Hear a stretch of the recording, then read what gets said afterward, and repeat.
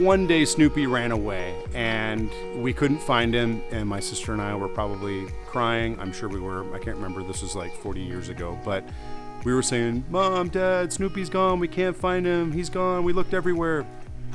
And then soon we got word somehow that a Filipino family had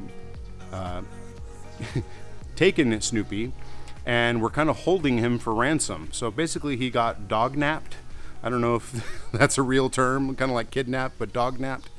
Hey YouTube, it's Kevin from Kevin in the Philippines. ¿Cómo está? How are you? Thanks for clicking on this video today if we haven't met yet. I grew up here in the Philippines back in the 80s and 90s as a kid. And later in life I came back and visited and fell in love with the Philippines all over again. And in the summer of 2022, I decided to try to live here more regularly and kind of be semi-retired. So that's what I'm doing right now. And on this channel, I just like to tell stories about things that happened to me growing up as a kid in the Philippines and things that are happening to me now. This story takes place actually way back in 1985 when I was about 7 years old. And our family had moved from Manila, where we had landed and arrived in the Philippines, to Lipa City, Batangas. And that was so my parents could go to language school. They were studying Tagalog. And we rented a house in Lipa City in a kind of a nice subdivision.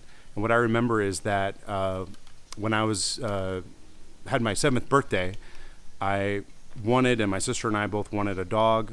And my parents decided to get us a Beagle, a purebred Beagle.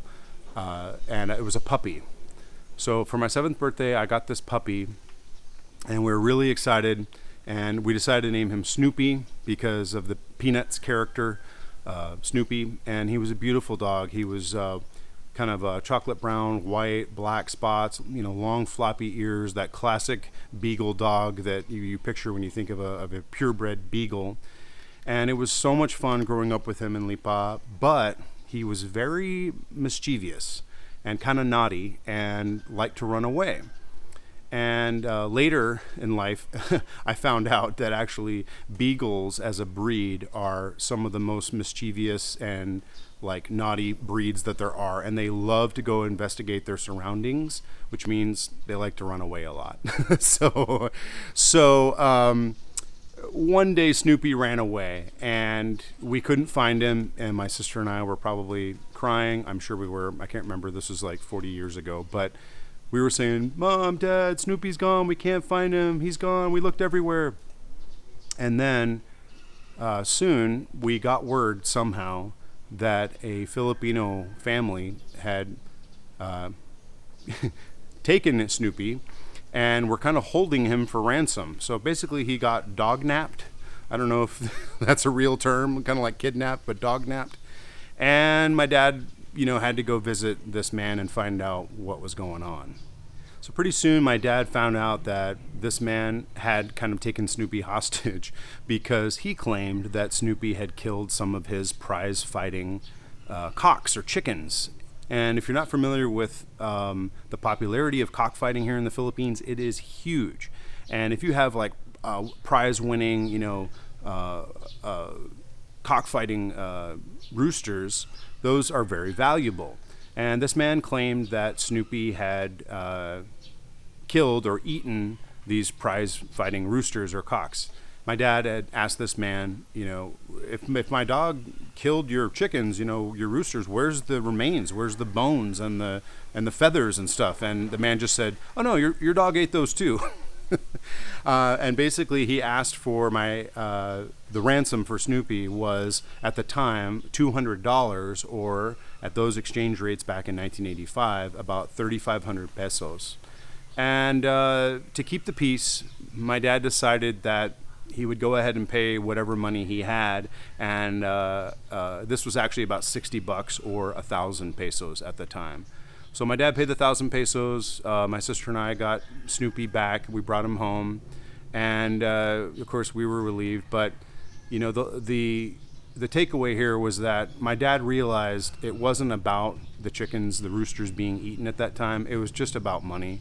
And unfortunately, this man decided that he saw a foreigner family and he saw the purebred Snoopy dog, and he probably thought, oh, I could get some money out of these guys.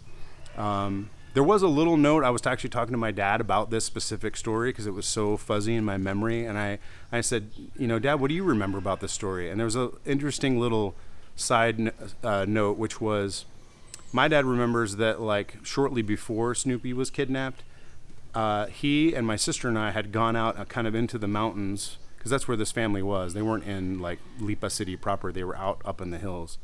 But anyway, we had gone out and we were just kind of playing around and in the hills there, and we had actually just for fun chopped down some banana trees. Like, oh wow, look how easy it is to slice these banana trees. And so my dad now wonders, was that some kind of revenge for us messing up banana trees? Like maybe those banana trees belong to them. I don't know. Anyway, if it was a revenge, that could have been part of the motive. But I think ultimately the motive was just, try to get some money out of the foreigners. It happens.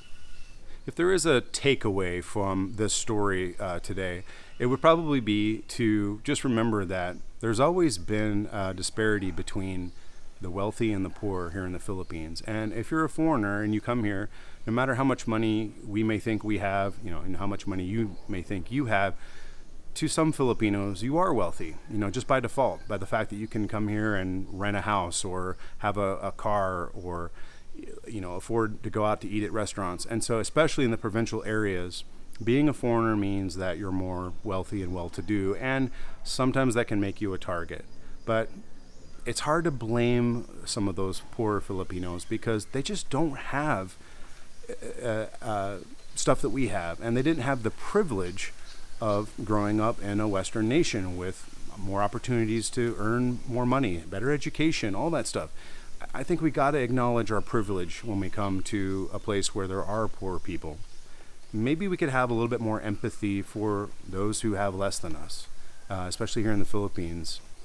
And the end of the story with Snoopy was that eventually he wore us out. We got tired of chasing after him and him being so mischievous. So we actually gave him away to a family that was living in Manila, and that was it.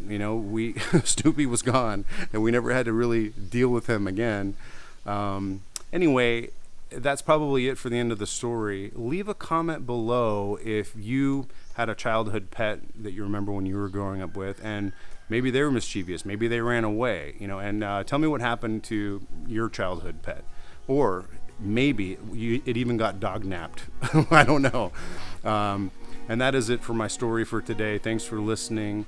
If you found it entertaining or inspiring in any way, please give it a like. That really helps my channel. And I'm going to say goodbye for now, and thanks for watching, and mabuhay.